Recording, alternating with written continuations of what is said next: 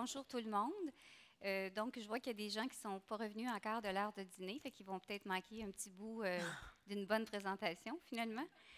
Euh, je suis très honorée d'avoir été invitée à vous présenter le projet sur lequel on travaille depuis déjà presque 2 ans, moi et l'équipe nutrition des producteurs laitiers du Canada. Fait que c'est vraiment avec plaisir que je viens vous présenter le projet de formation en ligne Alimentation et santé dentaire. Avant la rencontre, j'ai posé la question, dans le fond, aux organisateurs pour voir un petit peu quel était mon public cible. Vous allez comprendre que c'est toujours une de mes grandes préoccupations lorsqu'on prépare une formation ou une conférence. Donc, aujourd'hui, j'ai la chance, dans le fond, d'avoir devant moi des infirmières, des nutritionnistes et aussi des hygiénistes dentaires. Il y avait un quatrième groupe, des enseignants probablement, du milieu scolaire aussi. Donc, je vais tenter, dans le fond, de vous présenter un projet qui a été développé, sur l'alimentation et la santé dentaire, principalement avec le focus sur un public cible qui est l'hygiéniste dentaire en santé publique.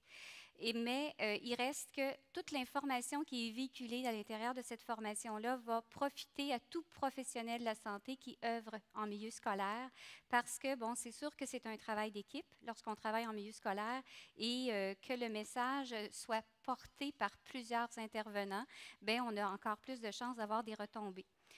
Mon plan de présentation, je vais d'abord vous présenter le contexte dans lequel ce projet-là a été réalisé.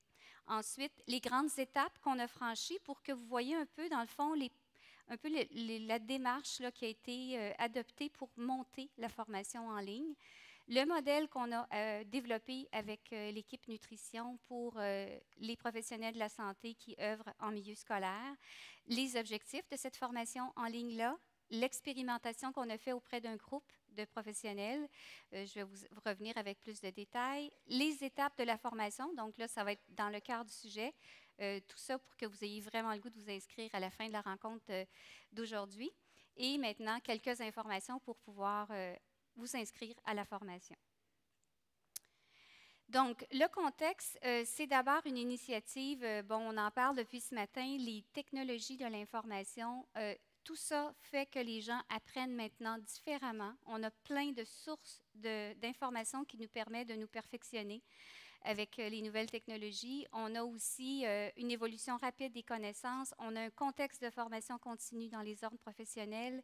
On a donc, parallèlement à ça, on a souvent aussi des réductions budgétaires dans les milieux de travail pour participer à des formations continues.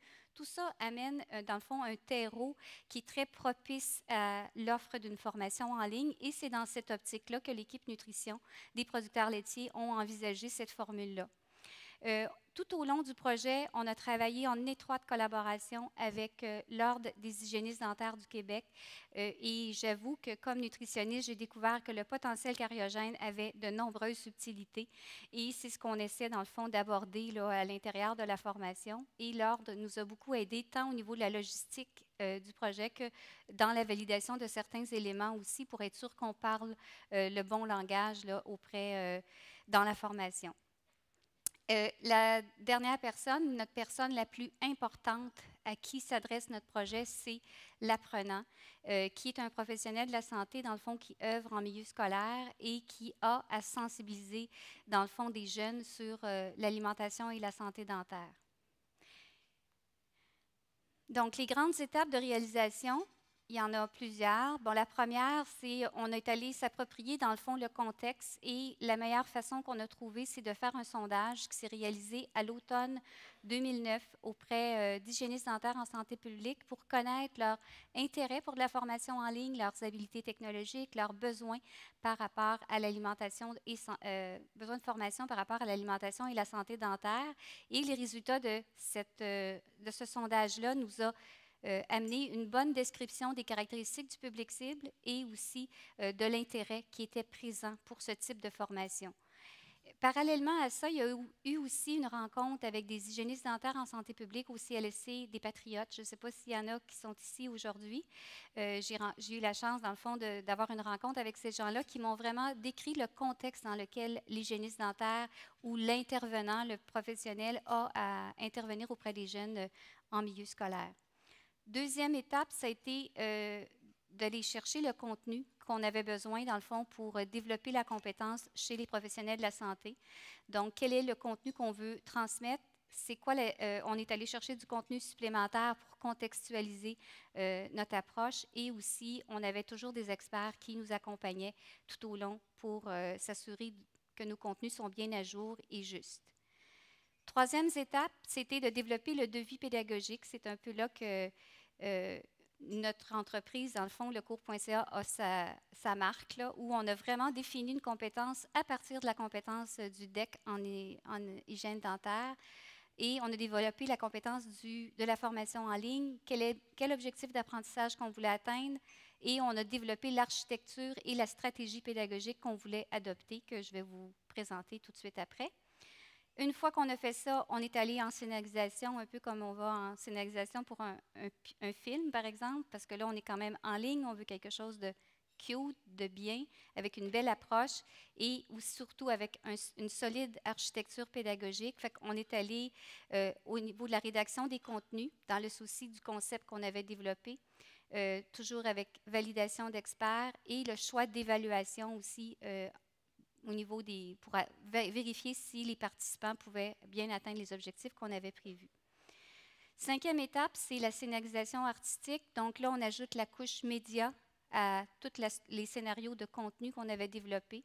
Et là, c'est l'ajout d'illustrations, de photos, pas de vidéos dans ce cas-ci, mais d'approche médiatique et du choix des fonctionnalités, donc un peu comme un site web, comment on va naviguer dans la formation. Ensuite, il y a l'intégration de tous les médias, validation du produit fini, le contrôle de qualité. On a fait ensuite, en décembre 2011, un groupe pilote, novembre-décembre 2011, auprès d'hygiénistes dentaires, nutritionnistes et infirmières en milieu scolaire. Il y a eu un groupe de discussion en décembre qui nous a amené des ajustements, des bons commentaires aussi. Je vais revenir un petit peu plus loin. Et aujourd'hui, on est ici pour faire le lancement officiel, dans le fond, de ce beau projet. Le modèle qu'on a retenu, parce que, bon, formation en ligne, ça peut prendre plein de visages. Vous avez ici à l'écran, non, il n'y a pas de souris, hein? Non, c'est pas grave. Le numéro 1, je ne sais pas si tout le monde voit bien, parce que je sais que c'est petit. On a essayé d'agrandir ça le plus possible. Donc, on a, avant le numéro 1, dans le fond, on a un professionnel de la santé qui va devoir se rendre sur un site web pour s'inscrire à la formation.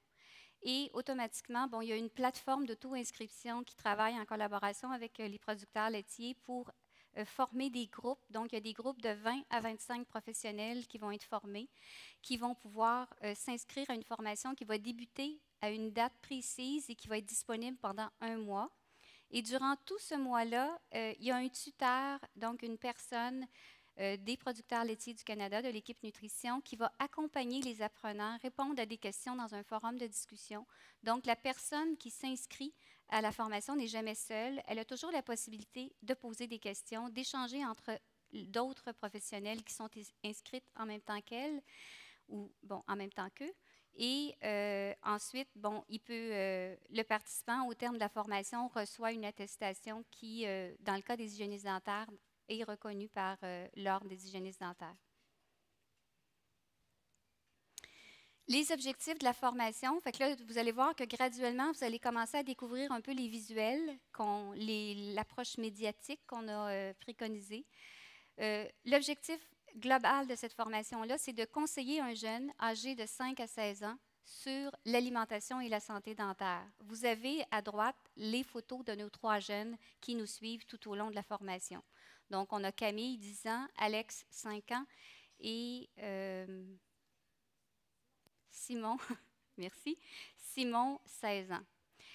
À travers les 3 clients, on va atteindre 3 objectifs. Donc, dans une première leçon, on a le premier objectif qui est de recueillir de l'information pertinente auprès du client. À partir de ses habitudes alimentaires, on va aller chercher, on va essayer d'évaluer l'équilibre alimentaire de ce qu'il mange en collation. Ensuite, on va avoir l'analyse du potentiel cariogène. Donc, ça, c'est la plus grosse part, dans le fond, dans la formation. Et là aussi, on a développé, dans le fond, une petite méthodologie pour essayer de couvrir le plus possible ce qu'on voulait couvrir, puis d'évaluer, dans le fond, le potentiel cariogène d'une collation chez 3 clients. Bien, pas d'une collation, de plusieurs collations. On avait 4 à 5 collations par client. Et en dernier, avec un client, on va l'amener à partir de notre analyse de l'étape 1 et 2.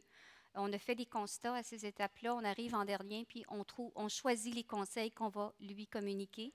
Et je ne sais pas si vous voyez un petit peu dans le bas à droite, mais on va y revenir plus. Ces conseils-là sont, voyons, on est capable de les voir à l'écran, quel conseil que l'hygiéniste a choisi, et on le voit dans un roman photo avec la conversation à l'intérieur d'un client. Bien, avec un client.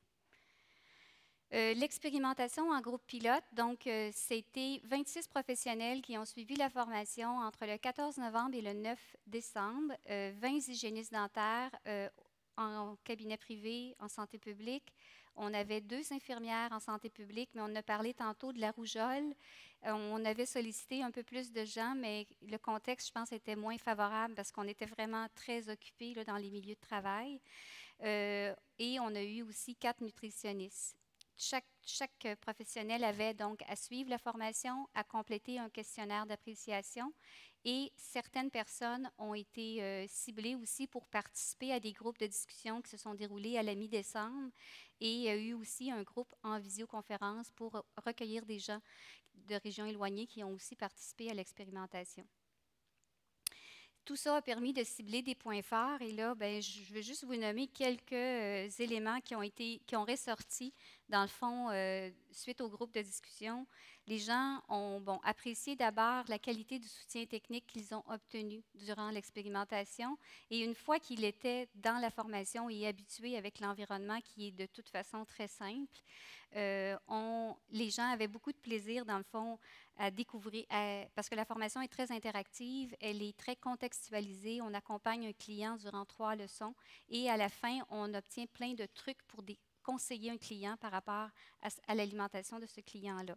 Donc, les gens ont vraiment beaucoup apprécié, on a eu beaucoup de commentaires positifs, on a eu aussi des suggestions d'amélioration et on est en train présentement de finaliser des petits ajustements pour que la formation soit disponible dans les prochains jours.